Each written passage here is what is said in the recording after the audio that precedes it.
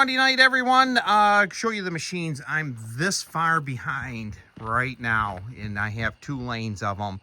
Right there's a 1440, another 1440, that Aaron's 1811, 1863, 1250 supposed to run. And that 3000 series with that Kawasaki, I did have it fired today. The fuel in it was pretty bad, but it does run. 1572 and that big block 1650. Tomorrow we're going to get that 1650 in, and I've actually already heard it run. It runs extremely well. Somebody wants that motor, $250, I'll buy it. That one right there, that 12 horse, I'll take $125 for that motor right there. Not sure exactly what I'm going to do. There's them compact tires, them on them 1440s. It did come in on that 1250 with some bar type tires. The rims, for some reason, the holes are bored out on them, so I'm going to have to change them over and go from there. Still have that 12 Massey Ferguson hood if somebody wants it. Side panels for Cyclops, and I sold them 23 1050 by 12. 1606 is here. And right here, the 782 is going to be leaving here tomorrow. Tomorrow morning, I'm going to start right in. We're going to pull apart these 30 millimeter axles, this transmission here shot. Pulled apart 3 transmissions, one 782, one 784 today. It was a real busy day and had a lot of people in and out. So tomorrow we have a clutch to put together and for a Borg Warner, and I'm getting way behind, and I do realize how behind I'm starting to get. So everyone have a great Monday evening. I'm actually going to be going for dinner, and we'll talk to you tomorrow. Good afternoon. A person asked me on Facebook today how I get, there's a roll pin right here to take out. Now, when the motor's out, you can go from this side and knock it out. Now, I'm just going to use a punch, and I'm going to shear it right off. That's the best way. A good gentleman was here the other day, needed a part, and it had a roll pin in it for an old style John Deere deck. And they're hard steel, so if you shear them right off, that's why a grade 8 bolt is better on a brush hog than a grade 5, a grade 2. I hear all these guys getting into arguments about everything on shear. On a shear bolt, you want them 8 plus. And the reason why is so when they shear, they blow out. And that's not going to happen here, but it is going to shear right through. So I'm going to put a little eye protection on since I can see now.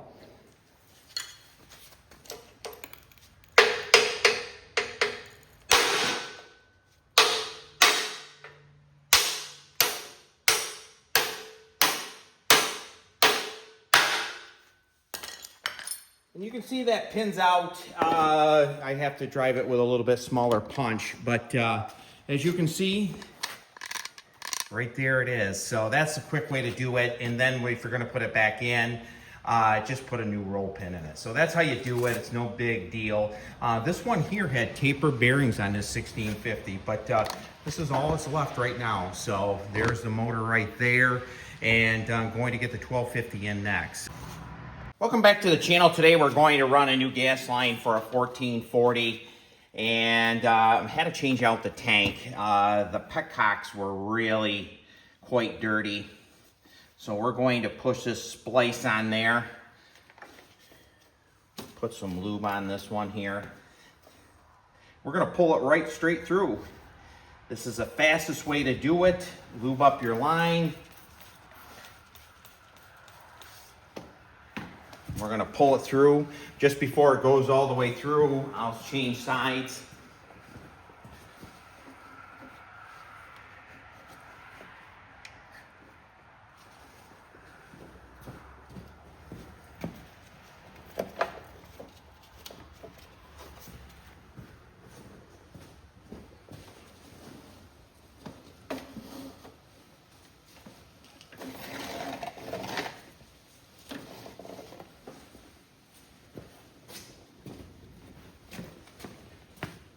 Now we'll move the camera.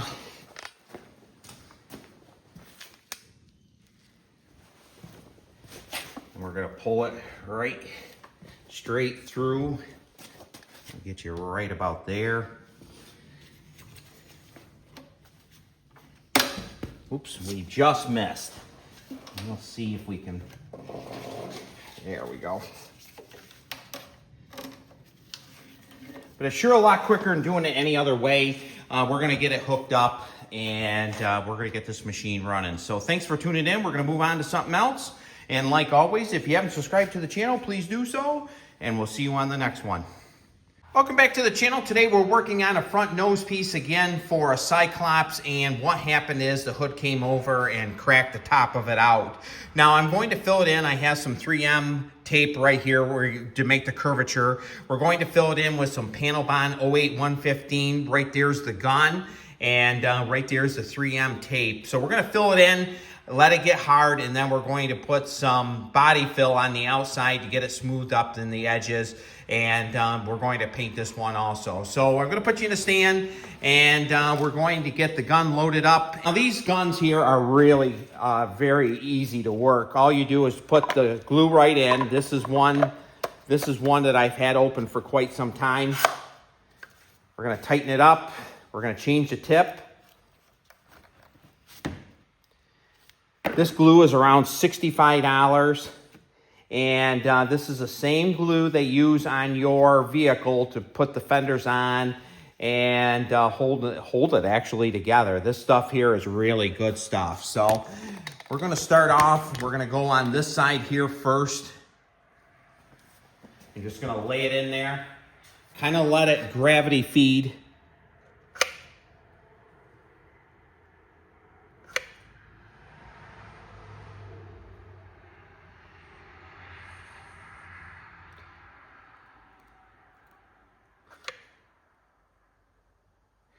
We're going to fill it right in. Now we're going to use quite a lot of glue. There's no question about it. But to save this nose piece, it doesn't have any cracks in the bottom of the stands.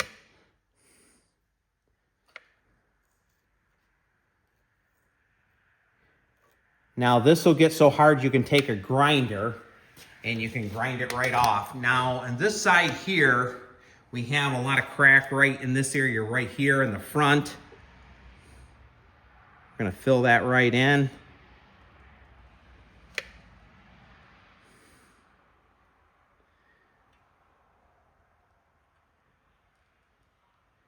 Now, in my opinion, this is really good stuff.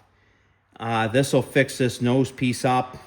The one I fixed on camera the other day went to Lockport, New York, and actually is on an 1863.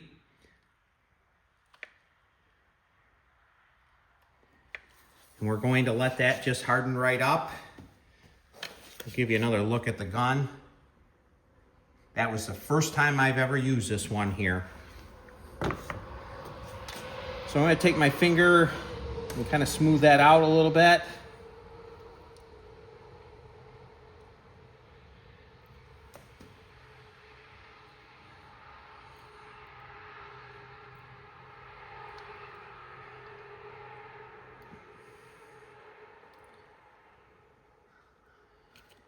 And we're going to let that harden up, and eventually here, probably in a day, we'll get some body fill on it, and we already have the paint, so we can paint it up, but we're gonna body fill it in. You can see the stands on this one right here's one, that would be the left side is in perfect shape. Right there's the right, and not often you get these in that the stands aren't broken. So there's only a little bit of crack right there. While we're here, why don't we run a little bit right there? Didn't even notice that one.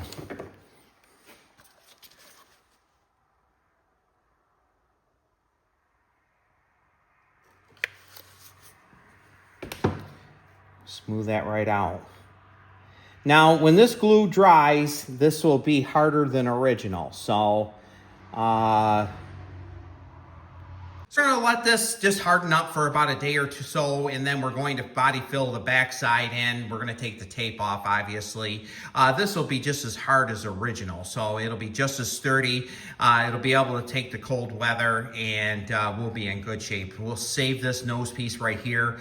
This is for the later style Cyclops with this style headlight, and I'm a little bit low on them right now. So we're going to move on to something else. Like always, thanks for watching my channel. If you haven't subscribed yet, please do so. And we'll see this at a later video. Good morning, everyone. Had about 12 hours of drying on this 3M glue. We'll see how it turned out. And I'm pretty happy. It'll take a little time to get the tape off, but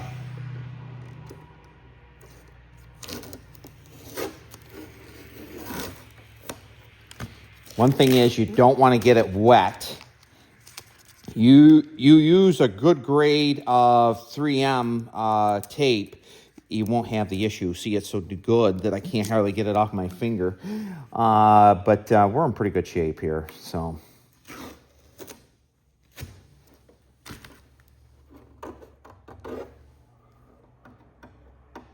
We're going to have some filling in, which is good. I don't think we're going to have to grind it off any.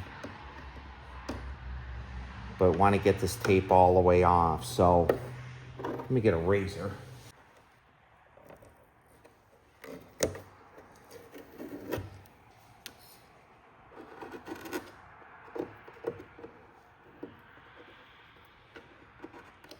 Won't matter if we're scratching up the paint anyways, because we're going to be filling it in, so.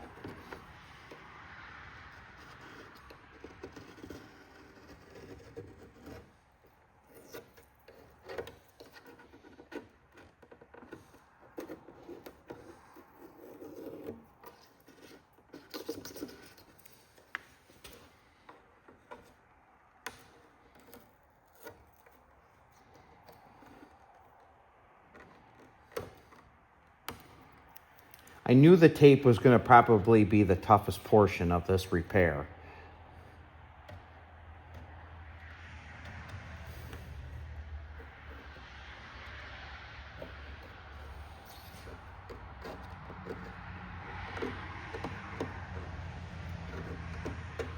We'll use some 3M 38984 and we'll put it on there. Probably won't take much. And that'll convert that tape.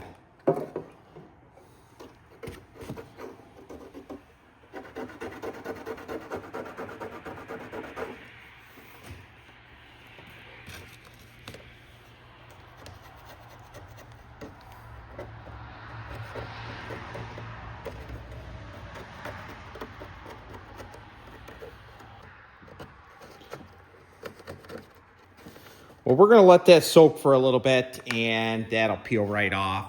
You can see that I want to get it completely cleaned off, so the body fill. We're going to body fill the contours, and we'll sand it off, and then we'll repaint it.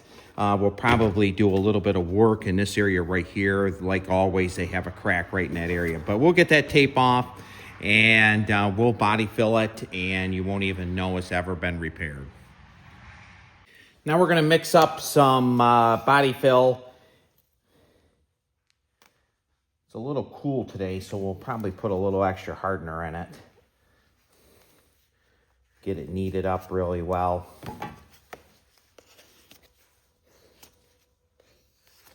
I don't think I'm going to need this much, but I want to have plenty on the first application. Then I'm going to sand it off in camera.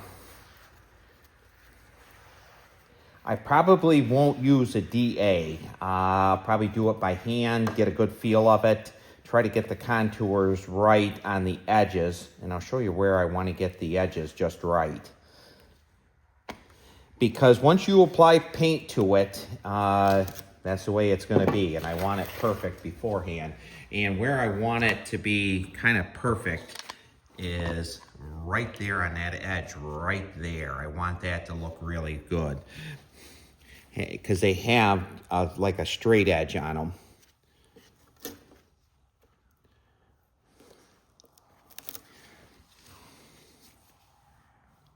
I don't need that much.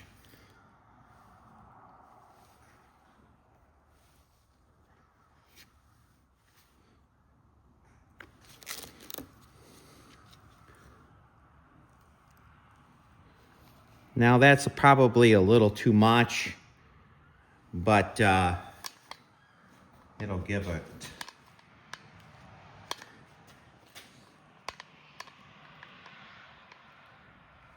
And And I ground off that straight edge too, because they come down and they have like a straight edge right there.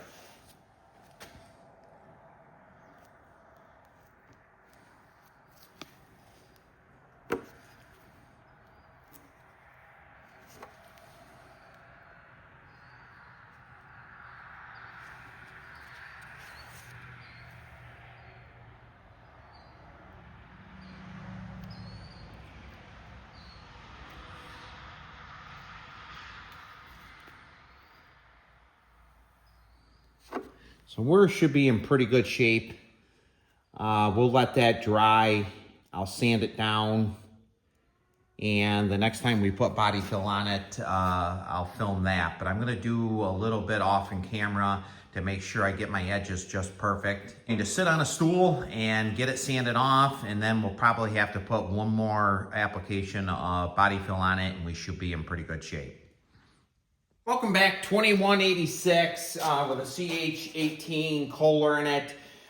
Gentleman brought it in, said it had a gas leak in it. I can't find the gas leak. I just changed the plugs in it. We're gonna fire it. I've already had it running. This is a pretty smooth motor. I did not clean the carburetor, but we're gonna see if we can get it started again. The choke is froze up on it, so we might have to manually choke it right here.